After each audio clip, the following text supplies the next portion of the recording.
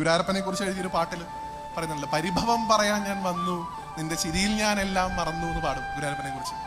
ആയിരക്കണക്കിന് കെട്ടുപാടുകളുമായി ക്യൂ നിന്ന് എത്രയോ എത്രയോ ജന്മത്തെ കടങ്ങളുമായി പ്രാരാബ്ധങ്ങളുമായി എത്രയോ എത്രയോ വിഷമങ്ങളുമായി ആ ഗുരുവായൂർ അമ്പലനടയിലേക്ക് കയറി ചെല്ലാൻ കാത്തു നിൽക്കുന്ന പതിനായിരക്കണക്കിന് ലക്ഷക്കണക്കിന് മനുഷ്യരുടെ ദുഃഖങ്ങളെ കേവലം ഒരു ചിരി കൊണ്ട്, ഒരൊറ്റ ചിരിയെ ചിരിക്കുള്ളൂ, ആ ഒറ്റ ചിരി കൊണ്ട് നിങ്ങളുടെ മനസ്സിലുള്ള കോടിക്കണക്കിന് കാലഘട്ടത്തെ പ്രാരാബ്ധങ്ങളെ മുഴുവൻ ഗംഗാനദിയാക്കി കാളിന്തിയാക്കി മാറ്റാൻ കഴിവുള്ള ആളാണ് ഭഗവാൻ.